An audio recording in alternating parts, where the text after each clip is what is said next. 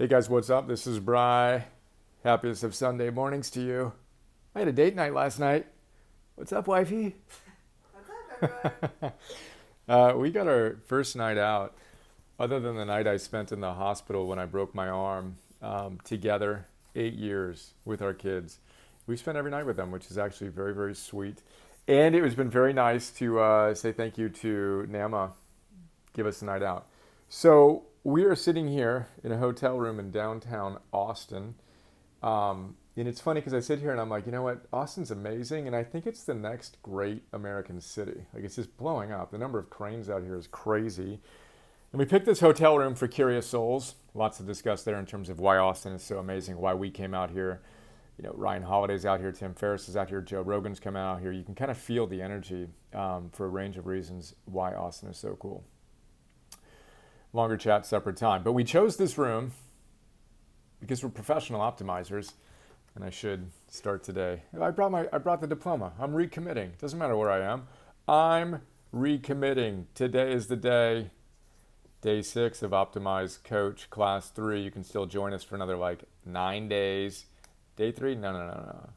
Day 1. What am I saying there? Class 3. Day 1, always day 1. We're recommitting to being the best version of ourselves. But we chose this room because Alexandra, my beloved professional optimizer wife, is into these things.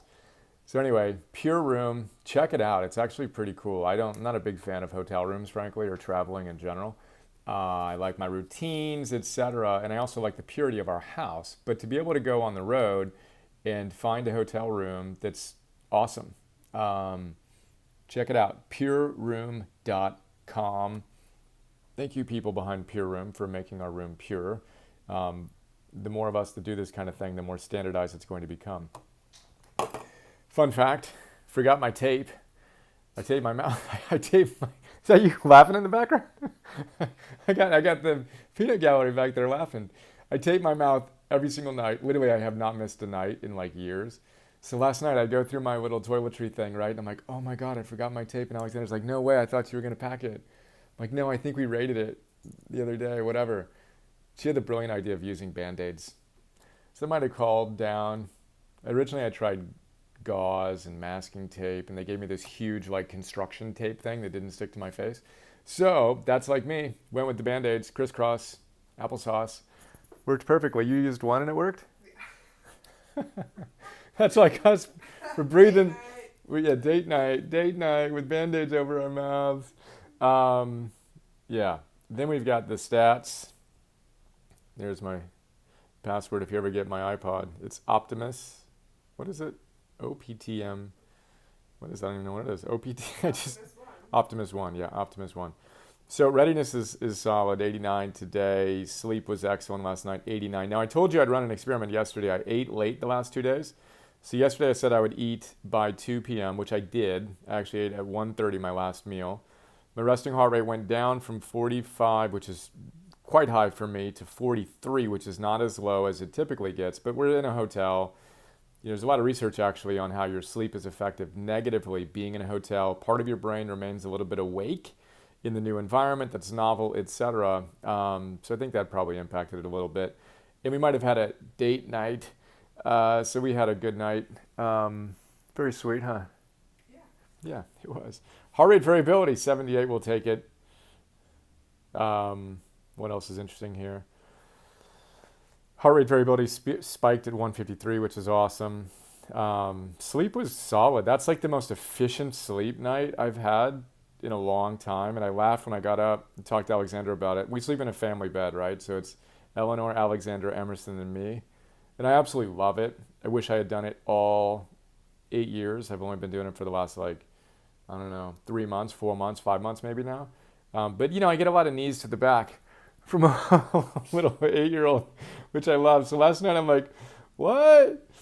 Oh, I just am asleep. There's nobody kicking me in the back. This is fantastic. Already done 99. Where's my journaling for this morning? So I usually have my wall calendar. When I don't have my wall calendar and I'm traveling, I write down 1, 10, 100, 1,000, 10,000. I'm also playing a 100,000 game, which is getting over 14,000, about 500 steps a day, which is 100,000 a week. and then 30 trail, etc. So I like to keep track. I'm already 99 burpees in, blah, blah, blah. I'll actually walk you through my planning for the week in a moment too. After we conclude our quick tour through Aura, sleep, deep sleep is great. REM, pretty good. 89, I'll take it. And having said that, yeah, I could probably get better sleep in some ways if I didn't sleep with the fam and have my beautiful little 8-year-old give me some knee jabs in the middle of the night, but I wouldn't trade it for anything. Which is also a sweet part of us being out here is realizing, you know what, our kids are amazing. We absolutely love them. Super sweet to get out and to spend a night away, but we feel super blessed to have the life that we have. So here's an interesting thing. We're talking about, I'm reading this book, Happy Together. Super good.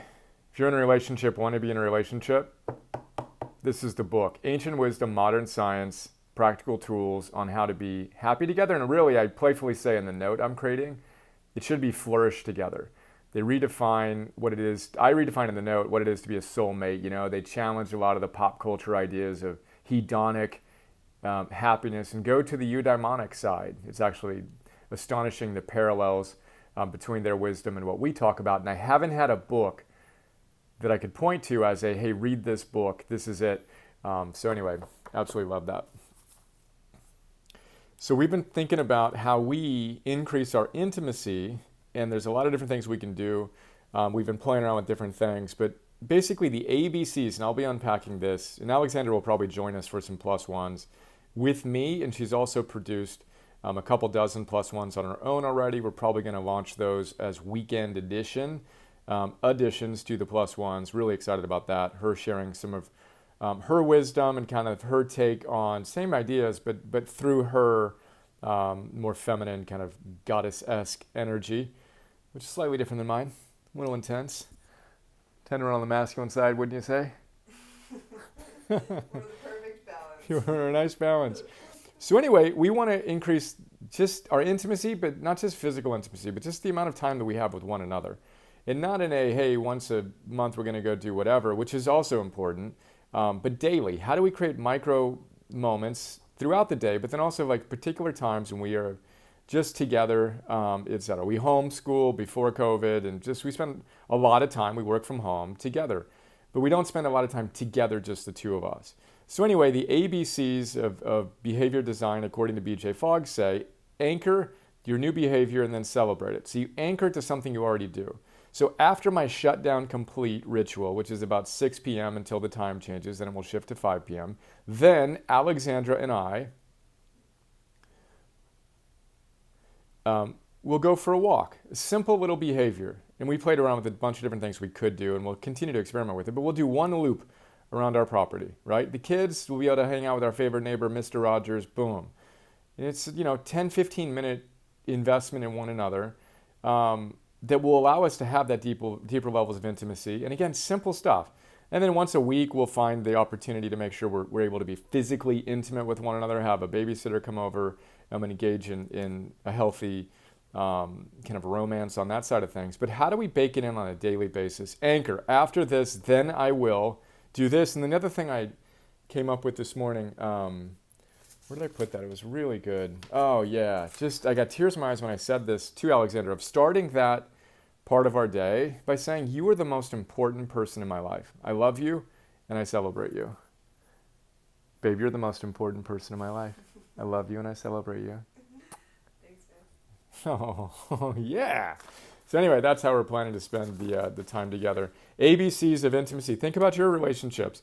If you're like us and you've got 2 kids, you've been married for 13 years, it's challenging to continue, and they talk about it in this book, to have harmonious passion. Not obsessive, crazy, manic passion, but harmonious, grounded passion and positive emotions and savoring things in your life. And of course, they ground their whole philosophy on virtue. Another chat we'll have another time. But anyway, that's some of the stuff that we're looking to do to apply the science of behavior design to our relationships. We're approaching the 10 minutes. This is my weekly planning. So I've got my high-level stuff. Boom, Destiny's calling. Let's go. Meet God more than halfway. 100%, 101% hustle. I've got my 1,000 goals, 1,000 philosopher's note goal, and the things that kind of downstream from that. Then I'm looking forward. Monday, Tuesday, Wednesday, Thursday, Friday. What's most important for me this week. Now, of course, I draw the virtue compass, wisdom, self-mastery, courage, love, hope, gratitude, curiosity, zest. That's the ultimate game I'm playing, so I remind myself of it daily. I'm going to play that well this week. And what's like the most important thing? I've got a lot of stuff going on, obviously, business-wise, strategy-wise, philosopher-wise, in terms of the plus ones, the philosopher's notes, etc.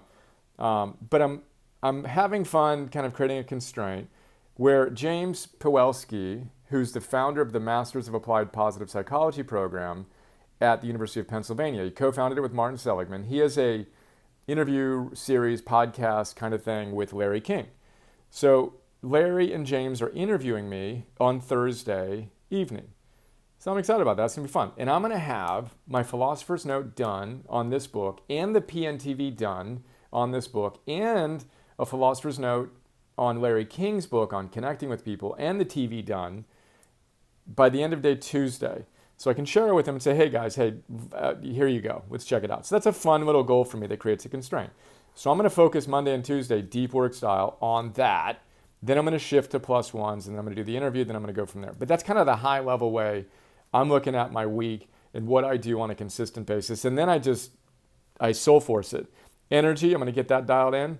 Time's my focus. I'm going to have no distractions, superpower, going deep on what's important now, and I'm going to do that consistently. I'm going to maintain some flexibility, but that's the basic idea of what I'm going to do and how I'm going to do it. Boom. Then we've got super quick. So I like to do one-page journaling. I'm going to squeeze in the compass. I'm going to squeeze in my big 3 times 2. And then today I did some weekly planning. But here we go. Identity energy-wise, athlete. Identity work-wise, philosopher. Identity love-wise, soulmate. In the eudaimonic sense, not the hedonic, silly sense. James and Susie talk about, you make me want to be a better man. Jack Nicholson said in As Good as It Gets. That's an idea of eudaimonic love versus Jerry Maguire, who said, you complete me. That would be an example of hedonic love. They go off on that in a really cool way. Anyway, athlete, identity, virtue, disciplined, philosopher, prolific, soulmate, connected. And today this is what I'm going to do. My normal movement, the nano, and then I'm going to eat by 4. Today, philosopher, we went into deep work mode, Alexandra reading, doing her thing, which is so fun to do together too, to meditate together in the morning, to read together and to do deep work together, savoring it, and then reading happy, right? But I'm only going to do an hour today. Boom, done. We're going to go spend some time together hiking, recreating our first date. We didn't start our first date in a hotel room, but we did start our first date, what was it, almost 14 years ago now? 13 and a half years ago? On a hike. On a hike. We went to a co-op afterwards. We're going to do both of those things today. Then we're going to get home and have a great time with the family, reconnect with the kids. Nama's a gardener. She's helping us make an awesome labyrinth garden. We're going to make sure we plant some squash so we can have it ready for us in fall. And that, my friends, Band-Aid and all, is what I'm thinking about today. And I'm thinking about you, and I hope you have an awesome day. Let's do this and flourish together.